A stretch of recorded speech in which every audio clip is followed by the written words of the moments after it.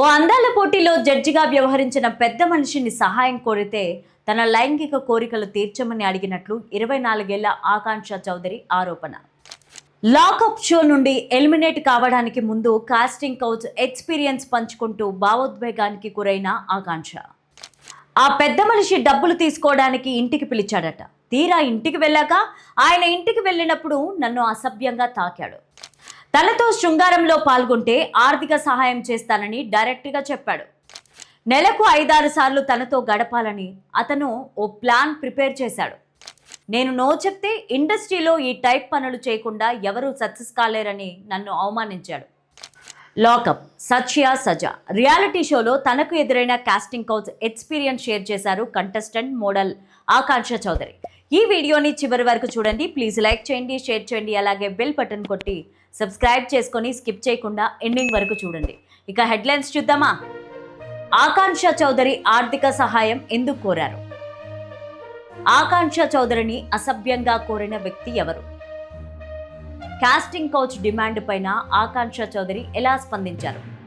ఇక స్టోరీలోకి వెళ్తే, హిందీ రియాలిటీ షో లాకప్ సచ్యా సజా. ఇందులో అందాల పోటీల్లో జరిగే చీకటి కోణాలను, తనకు ఎదురైన బ్యాడ్ కాస్టింగ్ కౌచ్ ఎక్స్పీరియన్స్ను బయటపెట్టారు ఆ షోలో కంటెస్టెంట్ మోడల్ ఆకాంక్ష చౌదరి.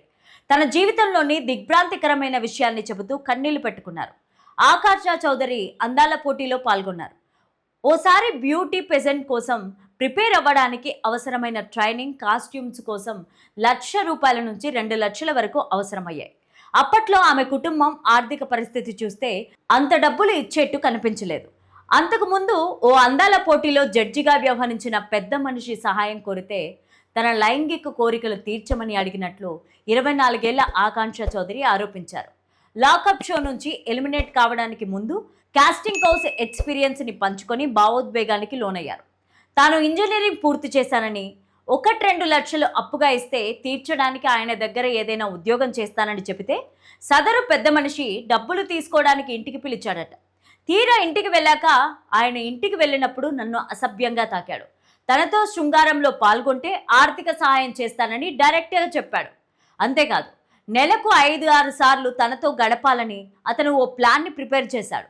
నేను నో చెప్తే ఇండస్ట్రీలో ఈ టైప్ పనులు చేయకుండా ఎవరు సక్సెస్ కాలేరు అని నన్ను అవమానించారు. అతని మాటలకు నేను లొంగలేదు అని ఆకాంక్ష చౌదరి చెప్పారు. కాస్టింగ్ కౌచ్ వంటి వాటికి లొంగకుండా తన కష్టార్జితంతో 6 నెలల తర్వాత మరో పెద్ద షోలో అవకాశం దక్కించుకున్నానని, ఇవాళ ఇంత పెద్ద వేదికలపైన నిలబడ్డానని ఆకాంక్ష చౌదరి గర్వంతో చెప్పారు.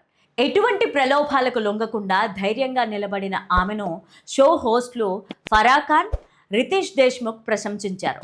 ఆమె మాటలు ఇతర అమ్మాయిలకు ధైర్యాన్ని ఇస్తాయని పేర్కొన్నారు.